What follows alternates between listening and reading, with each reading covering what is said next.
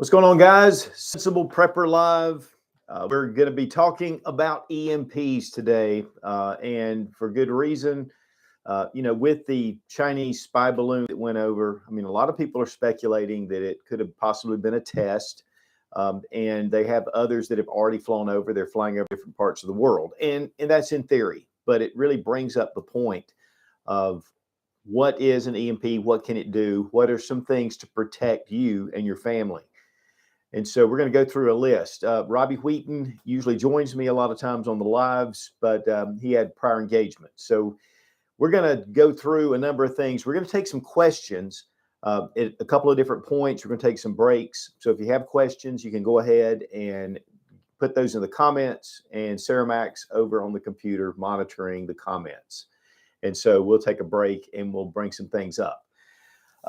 Also, I want to mention that Sportsman's Guide is sponsoring today's episode. You get $20 off every $100 or more purchase using Sootch, Sootch, in the coupon code, and it's a great resource. And then also Exotac. You get 20% off using Sootch20 when you go to the Exotac website, link down below in the description. So, and we really appreciate those guys. So, EMP, electromagnetic pulse. This can be caused by natural events, a solar flare. You can have, gases that come off the sun.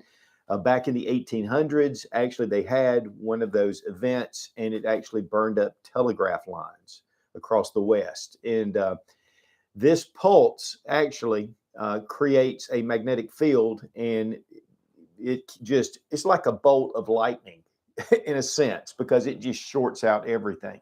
But it also can be caused by a nuclear device. And that is one thing. So it's a more of a man-made type thing. So if a nuclear device is set high in the atmosphere, it can cover a large area.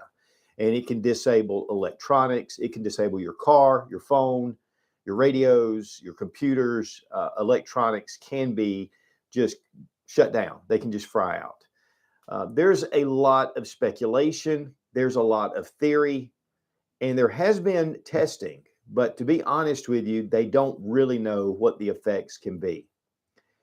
It can be just items that go out for a little while and then come back, especially handheld devices. But the electrical grid is probably one of the most vulnerable. Now, one of the things about that is here in the U.S., we've really done a lot, not enough, but we've done a lot to harden against EMP attacks, especially with the military and with civilian infrastructure, whether it's your power, your water, things like that. I think back in 2017, Trump had an executive order to harden our infrastructure. And so there were some things that have been done and are continuing to be done, because this is something of a threat that the U.S. government takes pretty seriously. And honestly, we should too. But with this balloon situation, it just makes you think, there are ways to deliver a nuclear device that could be used. And so, it's one of those things to me that these are some ways to be able to protect yourself. One of the things that it was in the Going Home series, and that was what that was all about. It was an EMP event. And a lot of people, when it first happened, for days, really didn't know what happened. I mean, they were kind of wandering around. They were just like in a daze. Their cars were stopped on the side of the road. They were just kind of clueless about what was going on. And they were in a daze just walking around at first. And one of the things that I want to accomplish here is, if something were to happen, that you would be able to identify what was going on. And I think that's one of the main things, is to kind of know, oh, you know what this is. Just some signs of what could possibly happen. And listen, we're going to go to the extreme. It could be where the detonation happens. It could be how high the altitude is. I've heard that even with the balloon at 60,000 feet, it wouldn't be really high enough to cause a nationwide EMP. It'd need to be a little bit higher up. But definitely it would cause damage. And really, even in a local area, it would affect the whole country, or it could be in another part of the world. So, again, guys, this is all theory. It's all conjecture. There have been testings to give us some facts based on what we're going to talk about. but there's no sure way to know unless one occurs.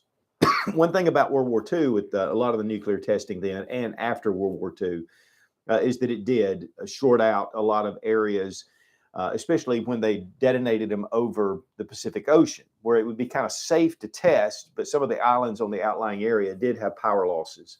And of course, they even now have weapons, the U.S. military does, that can deliver an electromagnetic pulse through some kind of weapon, and it's just a beam projection. And they use those in the Middle East, especially if they were on a mission and they needed to disable communications in a certain area to complete that mission. So the technology's out there, even in localized possibilities. But today we're going to talk about how it would affect you and how it could, it could change our lives. And we depend so heavily on our electronics. I mean, our phone, most people can't live without about 10 minutes without their phone, without your computer, without your vehicle. And that's one of the things that's vulnerable is your vehicle because of the electronic ignitions and all the different computers and things that are going on. It can definitely be affected. Some say that because it has rubber tires, it may not. And there's just, again, a lot of speculation, but there's a lot of basis for putting out this that vehicles could be affected as well. And so what this does is it kind of puts us back in the Stone Age. And so what we want to do is we're going to go through a list of about 15 things to do. I'm going to give you some ideas about what to protect, because that's one thing, it happens instantly. So if I have my phone on me, I can't just throw it in a Faraday bag. It's too late. So we're going to talk about some things to put, but I can't leave that in a Faraday bag either. So, and two, cell towers would probably be shut out because of the electromagnetic pulse, and it's a domino effect. So first thing is, let's say you're driving down the road, your car just comes to a dead stop, which could happen regardless of an EMP. But let's say it just comes to a dead stop. You pick up your phone's dead.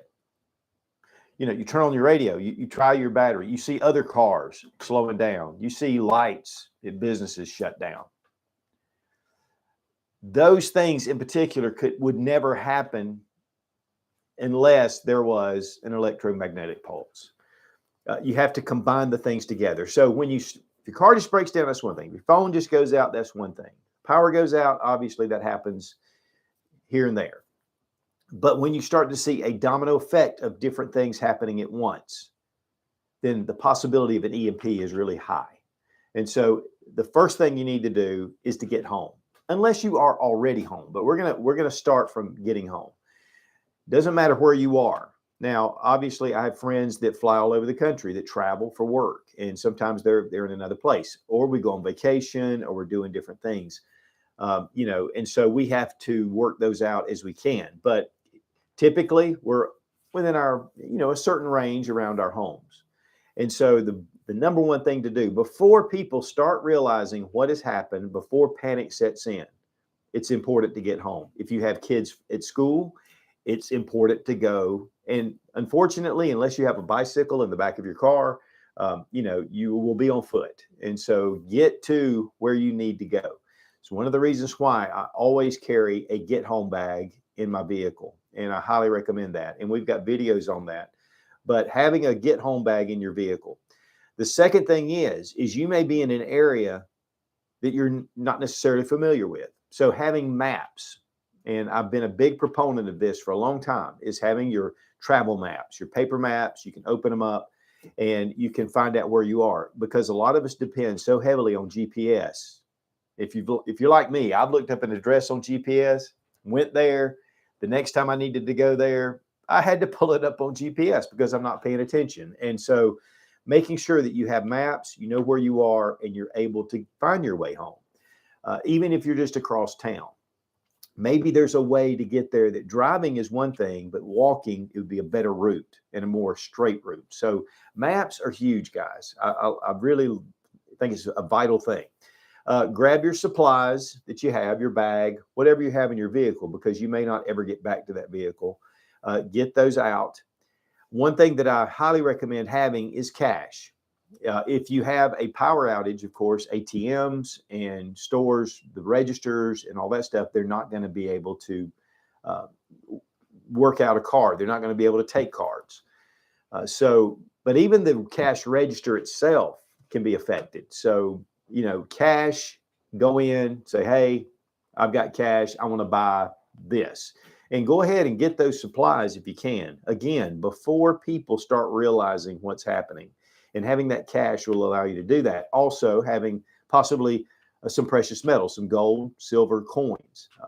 Sometimes that can happen to where you can use those in place of cash. Electrical fires. That's one thing that can possibly happen with an EMP. It's going to burn through the lines. It can cause electrical fires. And so if you are home or if you're headed home and you get home, first thing you do is to check for possible electrical fires that have started because of the EMP. And check for smoke, check for smell, and make sure you go around and look and inspect. So it's important to have fire extinguishers anyway, but this is going to be a time where it could really be the difference of you being able to stay at home and not, and the danger with your family. So having fire extinguishers, having a way to get out of an upstairs room in case you're upstairs. We have an upstairs room. We have one of the emergency ladders. We even have a smoke filter mask to put on in case, because it could be blocked off where you are. You may have to go out of a window. And so having some fire prevention and at your home and a plan is smart anytime. But if an EMP hits, it could cause electrical fires. Okay, now this is one that we're going to stay on for a minute. Then we're going to go to some questions. But how do I protect the items? Now, the first thing is if you've already been involved in kind of thinking there may be an EMP, maybe you've gotten on Amazon and you've gotten a Faraday bag.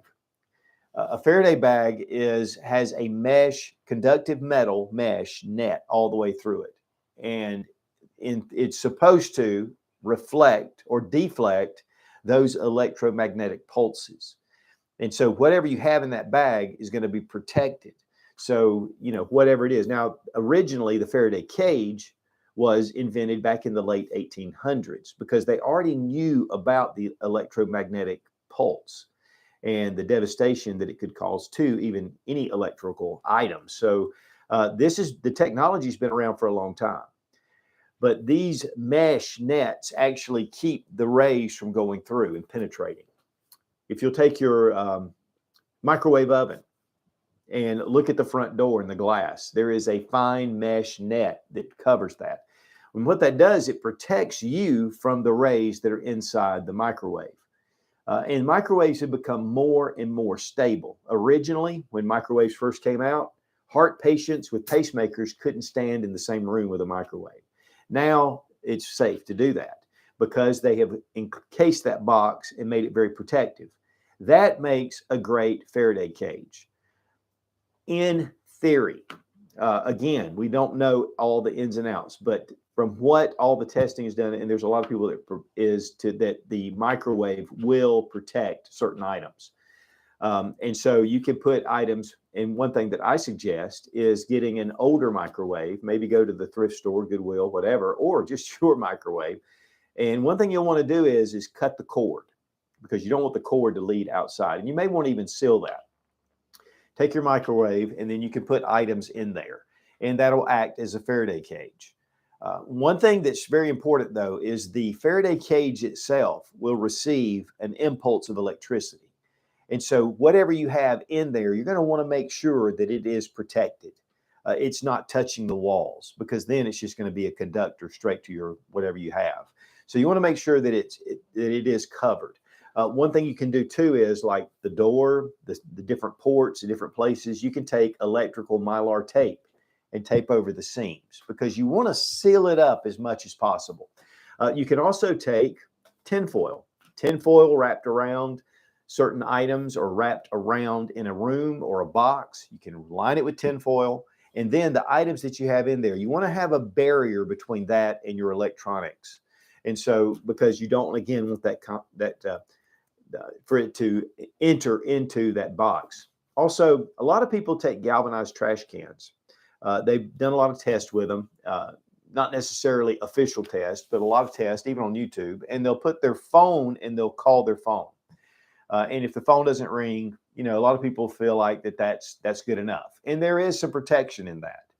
But the one thing about these electromagnetic pulses is that it can have a large range of different pulses. They can set those pulses.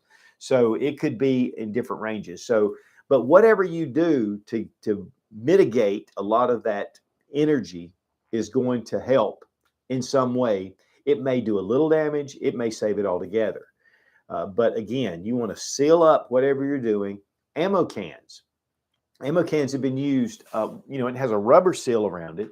Amazon has these Faraday gaskets that you could actually put around it. And then what you want to do is line it with Mylar or tinfoil.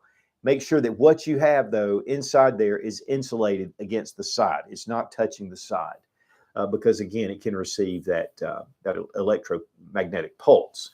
But there are options. Now, there are also people who say that I can take my phone, I can set it out on the table, and nothing's going to happen to it with an electromagnetic pulse. And it's items like that are not going to be affected. And then there are those who say that it will. So here's the thing. It's a huge debate. And so for me, I want to go as far as I can, because if something does happen, I want to make sure that it's protected as much as possible, especially those items that are very important. So Faraday bags, Faraday cages, Mylar, your emergency space blanket. That can also be used, or just Mylar material. But what you want is something that is magnetic. Let's take a galvanized trash can. Some are magnetic. Some can, you can put a magnet on it, and some are non-magnetic. You want the magnetic because otherwise it'll pass right through it. The magnetism is actually one of the things that either absorbs, it deflects, or it reflects the signal. And that's what you want. One thing, though, to consider is that if you do have something that you've put together as a Faraday cage in whatever capacity you've done, is that they can get hot. And so you want to make sure that if you just don't run up and grab them once it's happened. But the first thing you want to do, if you have protected your items, is to get them out and see what's working, what's not working. And, one of the things, guys, is like a cell phone. You put your cell phone in there and you pull it out and, it may turn on, it may work, but you may not have cell service. But one thing about having a phone, an iPad, anything like that is to put reference material on your phone or on your iPad. I mean, there's a lot of reference material, things that you want to have to be able to survive, survival tips, survival ideas, different things. You can download them onto your phone or an iPad. And then that way you have that reference information. Plus, you have a computer, and that is important, especially when everything else is down. You have a computer, and it gives you capabilities to be able to do things that a lot of people are not going to be able to do that do not have access to any of this. Even if it's only to play downloaded games, it gives you something. But there are a lot of capabilities. Now, what are some other things to put in a Faraday cage or to protect? Number one, beside maybe your phone or your laptop, would be some kind of communication emergency radio. And these are hand cranked, they're solar, so it makes it really great to be able to, power up even if we don't have power, if we have loss of power. Handheld radios, whether it's ham radios. Now, ham radios obviously would be a really big plus, but even two-way radios, having those in there, you can have some sort of communication, line of sight, but it still gives you some communication. Also, you may have batteries, flashlights with chargers, but you want to have some kind of solar way to charge it if you can. And of course, solar panels are definitely vulnerable to an EMP. And so you want to make sure that if you do have solar panels or even a small solar unit, that needs to be protected. But that will give you charging capability with the electronics. I mean, it's going to be great to have all these electronics, but if you don't have a way to charge them after a time, when the batteries run dead, they're just dead. And so you want to have that plan. So with flashlights, I would highly suggest having rechargeable flashlights, but also having batteries in there where you can do that. let's see, night vision. If you have night vision, if you have thermal scopes, things like that, that's a great thing to put in a Faraday bag and to leave until you need it. And so it's not something we use on an everyday basis. And these items that we have, guys, you don't know when it's going to happen or could happen. So the fact is having these items protected that you're not necessarily using all the time, but could be life-saving. And cameras, if you have some cameras, that's a cool thing. Of course, if you have a phone, it gives you camera capability. You'll be able to look at them on your phone, but you won't be able to download them. And two, guys, a lot of things, is that it's according to how high the EMP is. It's according to the actual detonation, the power that's put out by the EMP. That has a lot to do with how it affects different things. Okay, so we've got through that. We're going to go ahead and go to some questions. And if you have some things, if they're related to EMP, but even if they're not, we like to take them. Ernie Andrews asked, does the device have to be on? The device. Okay, in the Faraday bag? No. Or just in general? Yeah, just in general. I think and this is the theory. Again, guys, this is all theory. If it's plugged in, it's no good. I mean, if you have your cell phone could be off. Of course, what's off? It's not just a lock screen. You've got to turn the thing all the way off. But if it's plugged in, it doesn't matter what it is. It can be affected. And listen, that's, again, theory. Like your computers, things like that, they can be affected. One thing we've done just recently is had our power company come out and put a big surge protector on our power. So that way, in case there's any kind of electrical, like a lightning strike or something like that. And that actually could help deter some of the effects of an EMP.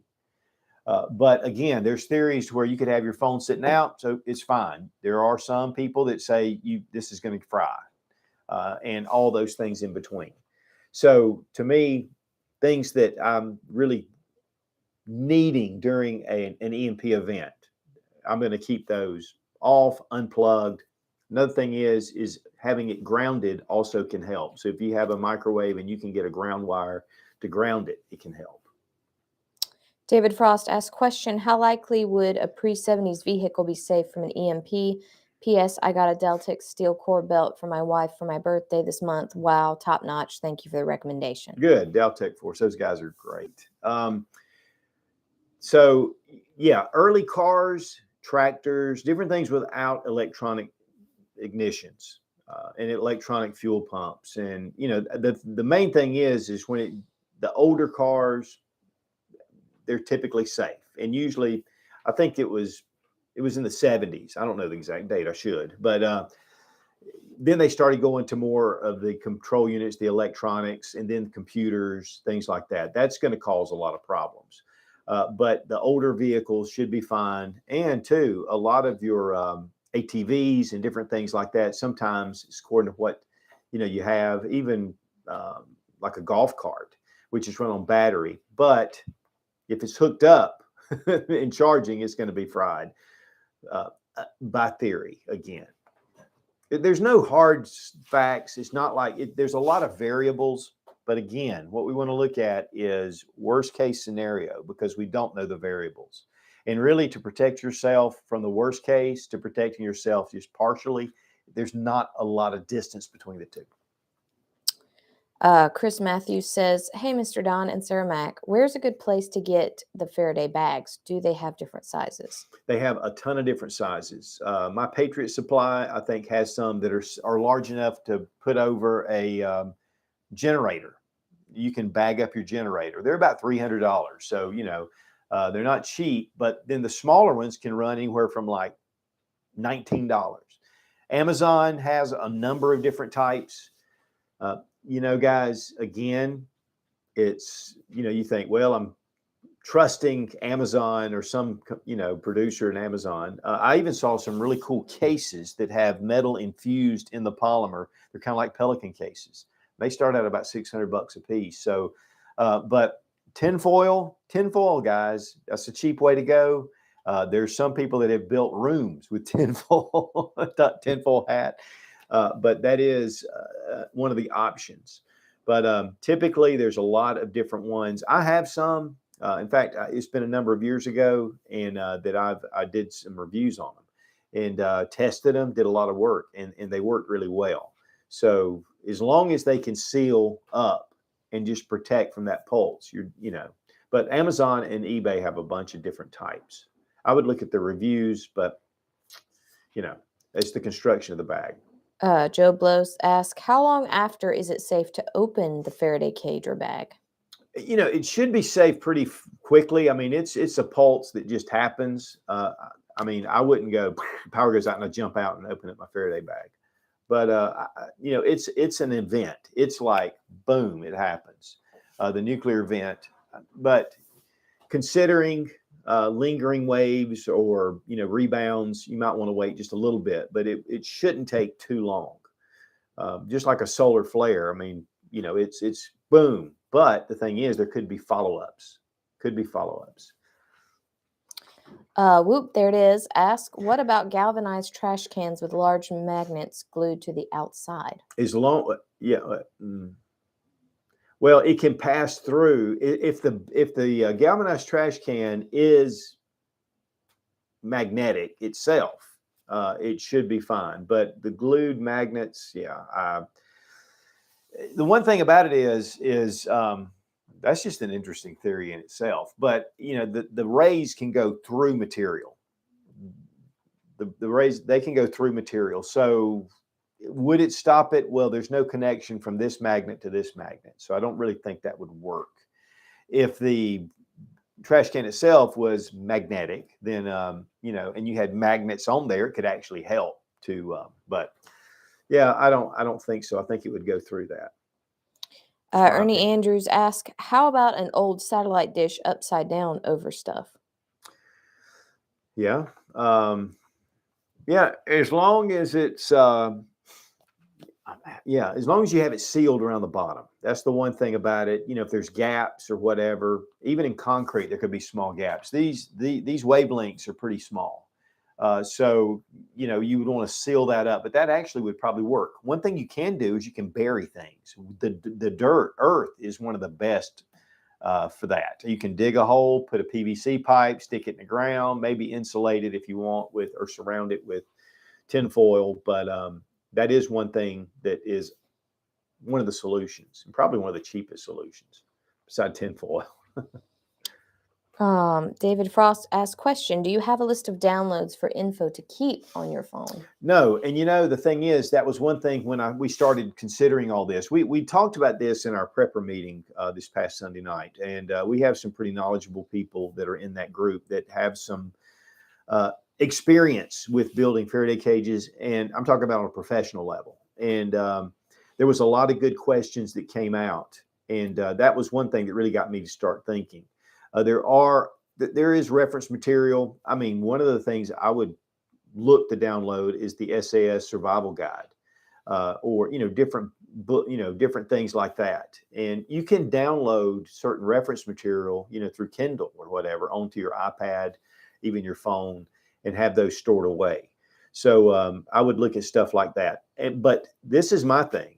I try to build a physical library of books and reference material too. So I think that is even a better option, because no matter what, I can always pull out that reference material. My iPad or phone may get damaged over time.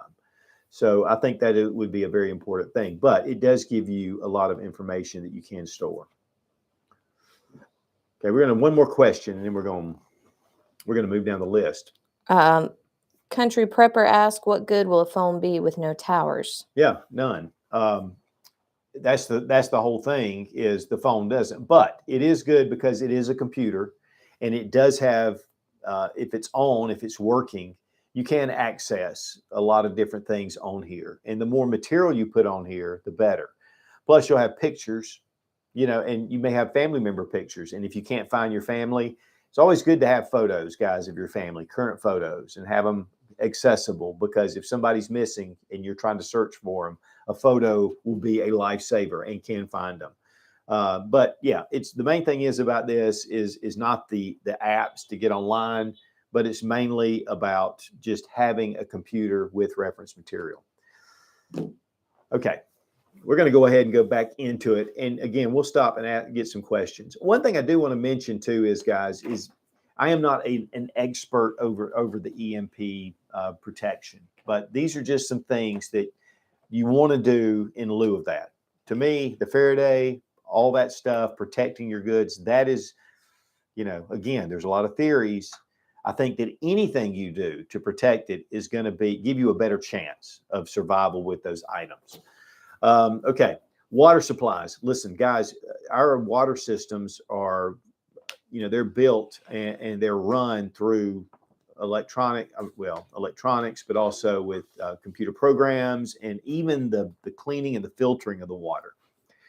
So if that's turned down or turned off, water could be contaminated. So the first thing that I would do is to take my bathtub, fill it up with water. Now, I have one of those bobs that you put in the tub. It's an insulated piece. And we have, go ahead and answer it. We have FedEx coming by. But one thing I like to do is to fill up my tub with this water. And that way I have water at all times. Live video. And we used to do that when our wells would run out. We would fill it up with water and, we'd have water because the power would cut off. But water is vital, guys. You got 3 days without water. Of course, having rain catchment systems or well, different things like that. If you have an electric well, you may want to think about having a hand pump. But what is your water supply source? The first thing I would do is fill up my tubs. Check your vehicles, check them, see if they're working. When you get home, you may have something that survived. It may have been in a certain place. It may be shielded in some way. So check maybe you have some ATVs, maybe you have an RV, you have a motorcycle, maybe it was in the basement, maybe that was enough to protect it. So go and check your vehicles. If your vehicles run, you want to make sure you have them secure. And one thing too is, guys, if cars are disabled, you've got to really have an important reason to get in that vehicle and drive, because you are going to be a massive target. But, having a vehicle is going to put you on top of the world. I see I've got my list right here and we've got so many things I have to kind of stop. Okay. Shelter in place, guys, wherever you are. Once you get home, shelter in place, find out what's going on. If you can open up your bag, you've got an emergency radio, you're able to tune in, find out what's going on, and to see if there's any communication. One thing is, guys, is again, the U.S. government has been doing quite a bit to harden a lot of military first and then civilian infrastructure. And you could be getting public service notices or something, some communications if even radio stations are down. And so, that is one thing that you could possibly do. Now, here again, I may turn this on and get just static for a week. Sooner or later, it'll come back in some form. Now, does that mean it's going to get back to normal? Not necessarily, but at least you've got something to be able to find out what is going on if possible. But sheltering in place is important because especially after a couple of days when people start to get a little bit crazy. And when I say shelter in place, it means to kind of stay around close and do your thing. Now, should I bug out or bug in? Well, where are you going to bug out to? Now, I would say this, though. Bugging out in if you're in a heavily urban area, I would have a plan to bug out.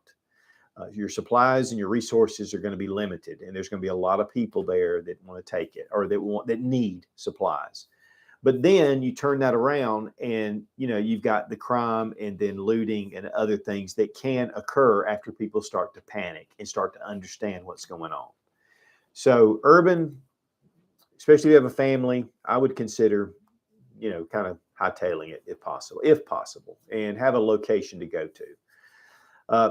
First thing I would do too is when I got home, get out my supplies, go through my different gear, my emergency supplies, see what I have, make sure I have my emergency cutoff for my water and my gas and those kind of things in case there's some kind of issue. And then look and see what I have, inventory it, just get a good feel for what you have.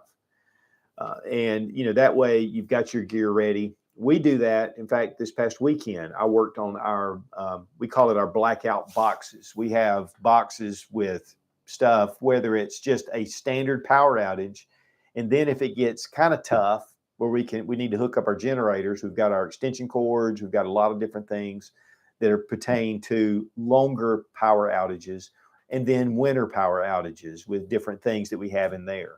So we have those organized and we keep them in one place. But that way I know where it is. I've got it organized. And having your gear organized, you're not going, where is that again? Oh, it's up there, it's down here. And having your supplies set up. And that way you know where everything is. Now, number 2 is food. So you've got your refrigerator. You've got just a limited amount of time. So that is the first food that you're going to want to start to eat. And obviously, some refrigerators, they'll stay cold for a little while, but it won't take long. And so start pulling out the food that you have, even if you wanted to have a big barbecue. But the fact is everybody on the street's refrigerators are going to be going out at the same time, if it affects like is possible.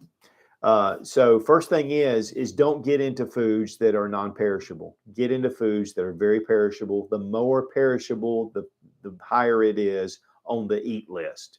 So pull out those foods, go ahead and start to eat and do whatever, you can. Even if you can pull out meat and dry it, do dried meats. You need to know how to do that. You need to know. But this is part of, if you are concerned about an EMP, figure out how to dry meats. And there's a lot of resources out there, smoked meats, different things like that. And so just gives you a leg up. Dehydrating food is also a great way to do it and to save. But unfortunately, dehydration usually requires electricity. But if you can figure that out, guys, most of the people that watch this channel are preppers, they're prepper minded. And so it's one of the things that, we start to attain to is being more and more self-sufficient. And so while the EMP is a special kind of situation, it's definitely something I think that a lot of us have thought about and considered over the years. And that's why we learn new things to be able to help us to survive. Okay, and then rationing food. So, one thing is you've got a supply of food. Well, you don't need to just sit down to a big meal every meal and go, well, we're just going to eat.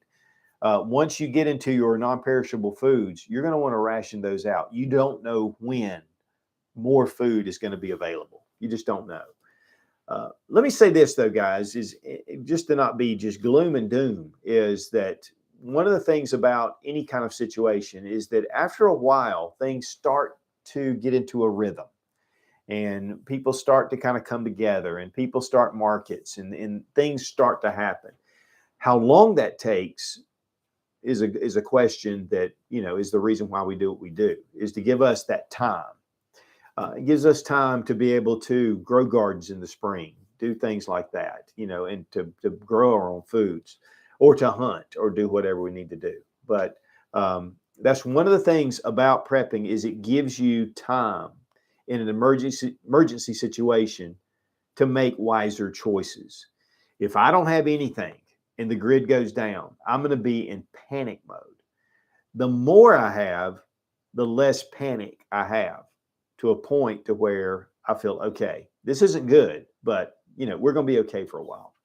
And that's really, to me, the way to prep. It's not, building a bunker, storing up 20 years worth of food and waiting for the end of the world, but it's living life, but having contingency plans in place that when things go wrong, and they do go wrong, they may not go wrong on a national scale. You can have a personal SHTF to where, you lose your job, and having food put back gives you a source to be able to continue to eat. Okay. Speaking of food, you've got to get rid of food. So digging out a latrine. This would be over a little bit longer period of time, but guys, sanitation is vital, and it's where a lot of diseases and things can happen, and you need to stay well. And so digging a latrine, we even did a video about waste disposal with the Prepper School. So check that out. But getting rid of waste, of trash, things like that, you don't want that to attract vermin and bugs and pestilence, and that's what it will do. And so go ahead and start thinking about making a plan for that. Which is going to be important. Hide supplies, hide things that if somebody's driving by, they go, oh, those people have stuff I want. So try to take things that are going to be valuable to people trying to survive and hide them. just put them out of sight. One thing about it is when you have a lantern and power's been out for a week or two, at night, people can see that for a long distance. During wartime, especially World War II, it was forbidden for them to light up a cigarette because they could, even in London when they were bombing, because they could spot small little lights down in the city. And so one thing that I would recommend, and too, is you want to cover your windows at night, and that way you can maybe have a little bit of light. But blackout curtains are great, and they're fairly inexpensive. They're easy to store. So it may be something to consider with a grid down situation, because that light will attract attention from a long way away. Okay, make a plan with your neighbors. Once things start to go down, just say, hey, what's going on? And let's think about it. And they're going to be as concerned as you are. So you can kind of build a community, that you may have not gotten along with them that much in the first place. You may want to avoid those kind of people. But the fact is these people are going to be in the same boat. And guys, there is security in numbers, not only physical security, but just the security of being able to provide and continue to provide for you and your family. Having a groups of people, because a lot of times good ideas come out of that, things you haven't thought about. And so building that network, we have our prepper group now. If an EMP hit, we're kind of spread out a little bit. We're not all in the same community.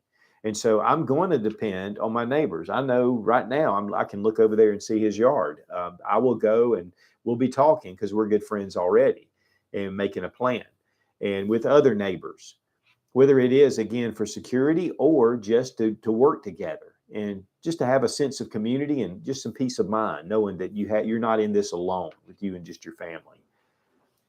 Security assessments, look around, see what you've got, see what kind of threats. A lot of this stuff is stuff that we talk about in any grid down situation. This is the ultimate grid down. So, looking around your area, seeing defensive positions, in case somebody comes to try to take your stuff, make plans. If somebody comes to the door, what are you going to say to them? If a mother comes up to the door with a small child and says, we're hungry, what do you do? What are you going to do? You have to think those things through. I will say, guys, there's two different thoughts on this. One is, they're coming to you and then they got three guys around the corner getting ready to smash your brains in. Or, it just could be that she's just without hope.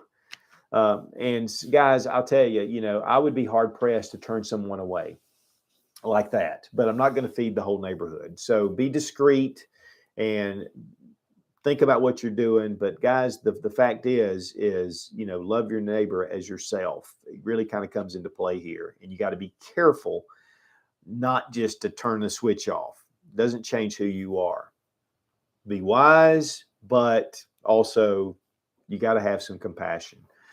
Just don't let it, if you see telltale signs, then, watch your gut, and there are important things to do there, but it's going to be different for every situation. But to me, I think it's very important to be able to help others where you can. One thing too is barter items.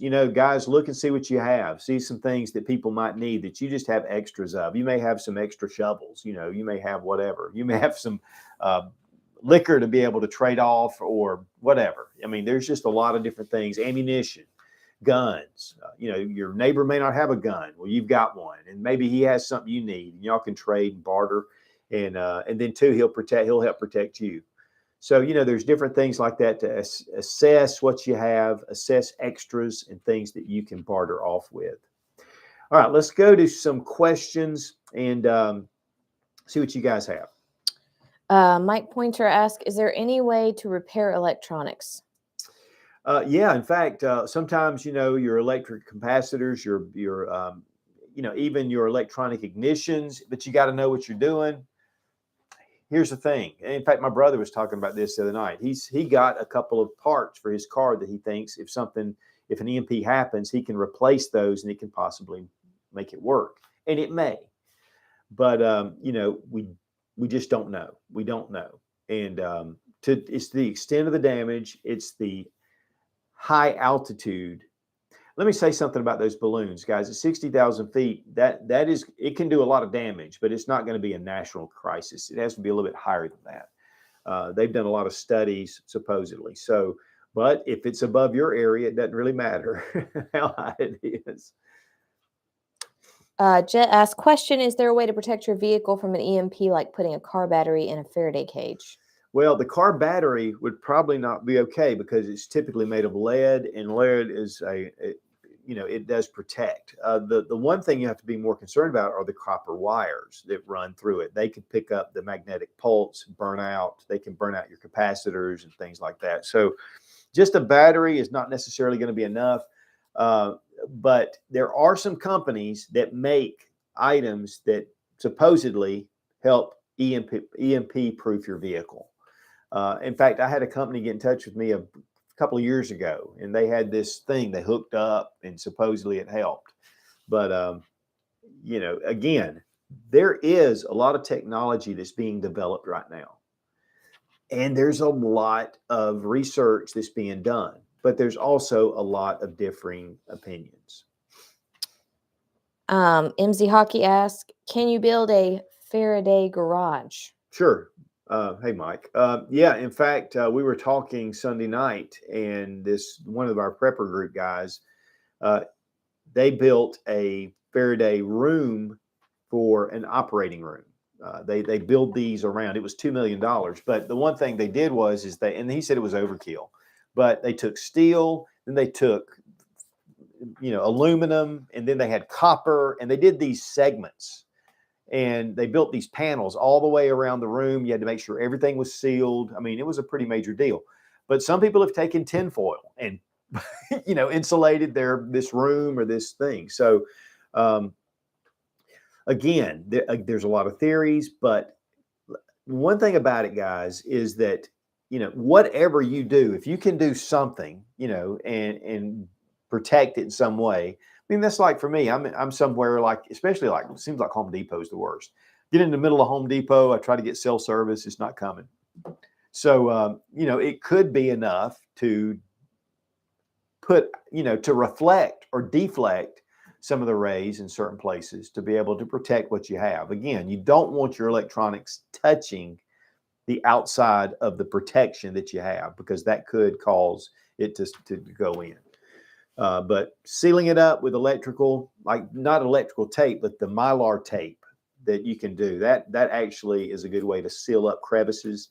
Like if you have an ammo tin and you put things in there, take that tape and go around the edges. They're rubber, the gasket's rubber, and it could actually be a non-conductive, or it could pass right through it. I don't know. So I think taking the Mylar tape, going around certain things, if you build a box, I think it'd be great. Yes, 311 asks, just got solar panels and battery, trying to figure out how to protect it. Any ideas? Well, I think it's My Patriot Supply, or For Patriots. I believe it's My Patriot Supply. They have actual Faraday bags that you can put around them. They make them, they offer them, and your generator. But like for our panels are pretty large. It's going to take a big thing. So, putting it in a conductive metal box and putting tinfoil on the inside and putting maybe moving blankets around it to keep it insulated, you could possibly do something like that. But again, you want to make sure the box is magnetic, because what that'll do is it'll either absorb, reflect, deflect the rays, and that's really what you're wanting. And then again, guys, I am not an expert at this. I mean, and honestly, there's very few people who are. There's a lot of theories. So I think that whatever you can do, if you make a concerted effort and you do some things, and there's some certain tips, again, galvanized trash can, it's got to be magnetic. If it's not going to help. Tinfoil, great tinfoil. Inside, maybe a steel box, maybe, just some layers. You want to think about some layers, and you want to keep that item off of the surface of whatever you're using for the outside barrier. And if you have a microwave, you want to make sure you clip the cord, or you want to drive it down to the ground as a ground. DJ Smith asks, How would an EMP affect the human body? Does it have any side effects? Example, heart pacemakers. Pacemakers, possibly. I should have asked. Like I said, I got a guy in our group. He does medical procedures, and I mean, it's pretty incredible what he does. But I'll have to ask about that. But I think it possibly could affect a pacemaker. Um, as far as just naturally being high up in the atmosphere, it's not going to have any effect radiation wise. If an EMP is set off because a blast was local and even hit the ground, it could definitely affect us and cause an EMP. One of the things about Nagasaki and Hiroshima was that when the blast went, it disabled all electronics. But there was so much carnage and everything else there, nobody really was paying attention to it. But outside areas did lose power. But the problem is at ground level, it dissipates, the rays dissipate faster. Higher up in the air, those bombs are more effective. And then you would have an EMP on the outside of that. So here's one thing about it. If there is an EMP, one thing you do need to consider is that it may not be this really high up, something that happened high up in the atmosphere. It could be a bomb that went off 500 miles from you. You might or might not be able to see it, but there may be some radiation that could come your way. And having potassium iodide pills, number one, is a great way to be able to protect yourself against radiation poisoning because it goes into your thyroid, and this fills your thyroid to keep that radiation out. I highly recommend having those. They're fairly reasonable. You can get them on Amazon. But also a small Geiger counter would be nice. They're fairly inexpensive. I've got some that I can check things. And then, of course, the closer the blast, the more radiation, and then it gets into a whole nother ball game. Ben Forbes asks, in your opinion, will regular old batteries like AA's, AAA's be affected by an EMP? Thinking about it, I don't know that it will. I don't think it may be, but there are some that say it will. And again, there's some that say it won't. To me, it's according to the charge and how it gets to it. It's just according. If it will set it up. Really, what will happen is if it does affect it, they'll blow up. And one of the things about electric cars, the lithium batteries. Well, if you take lithium batteries, they can explode. I mean, they will catch on fire. And we've seen some stuff with some of the electric cars catching on fire, and it is not pretty. So, I don't know. The thing is, guys, is again, there is so many different opinions about this. A lot of them are educated and still disagree. So for me, what my plan is take batteries just in case, and let's protect those. Let's protect some batteries. Let's protect our electronics. Let's protect our flashlights with our charging cables and our solar panels. Let's do that. May not affect it. It may. But the great thing is your buddy down the street goes, hey, my solar panels are fine after this EMP. And all you've done is protected them. And you've been like, oh, okay, great. So I think those things that are really vital to survival in the worst case scenario, I think I would plan for that. It's not a lot more, really. How deep would you bury for an EMP? Yeah, I mean, that's probably a couple of feet should be fine. But obviously the deeper the better. But the electromagnetic pulse is not necessarily dirt is a great conductor of electricity, and it's also a great bullet deflector. And so, it's, to me, what I would do is I would build a trench or something that I would bury a PVC pipe, probably a couple of feet deep, and bury it, seal it up. It's going to give it that, and there's no cables or anything coming to it. It's in plastic. It's covered in dirt. One of the things about a nuclear explosion to protect yourself from fallout and things like that is to take dirt and pile up dirt and get behind dirt. That is a big one. In fact, there was the one guy that survived both Nagasaki and Hiroshima. He was in whichever one it was first. I think Nagasaki was first. He's there doing business. The blast went, and he got caught up in it, but he was behind this barrier, and he lived, but they took him to the hospital in the next city, which I think was Hiroshima. They took him there, and then the blast hit again. He lived to be in his 90s, but he was in a certain place in the hospital or wherever he was that he was able to survive that blast. But all these things are survivable if you do the right things. But I think the last thing, he was actually behind some dirt. He fell into a pit, a ditch, and the radiation went over him. That's what I was getting to. Would it be good to have a satellite phone that doesn't need towers?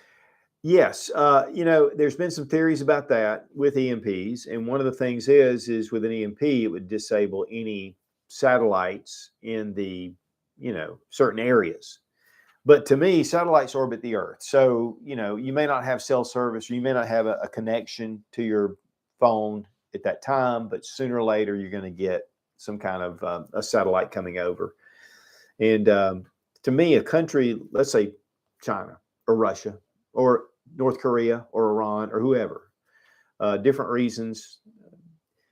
Let's say that they set that off. They're not going to want to destroy their own satellites. So you may at least be able to get their satellite information. But yeah, that's one thing I've been looking into. And there was a lot of people that were discouraging it. They said, no, satellites will be taken out too. But I think we'll have some satellite communications up there at times. So that's one thing that I think would actually be a plus.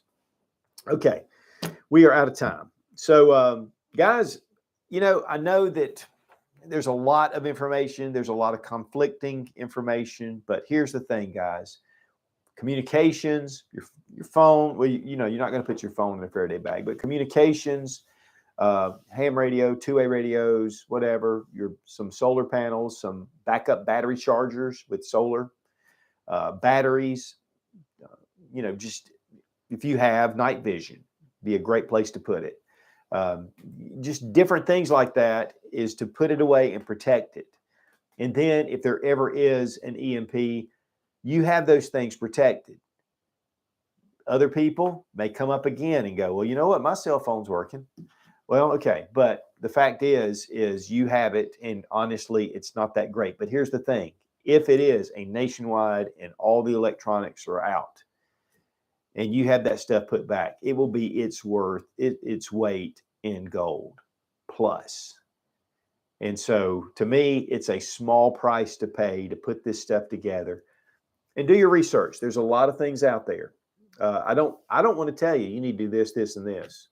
And then you go out and do it, and then it may or may not work. Go out and research. There is a ton of information out there. And again, conflicting, but there are some that really have legitimacy. But a Faraday bag to me is one of the easiest things to do, and they have been tested. So get you a nice Faraday bag. You can even put it in something to insulate it and keep those electronics just safely tucked away.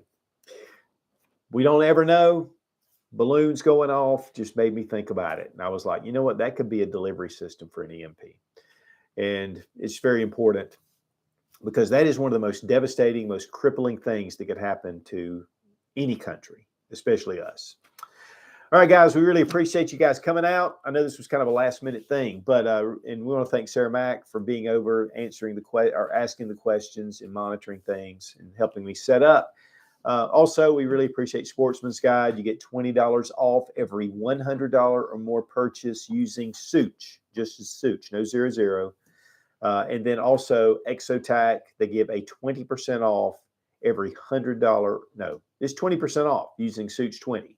The link down below in the description, the best fire starters on the market made right in Georgia. Good guys.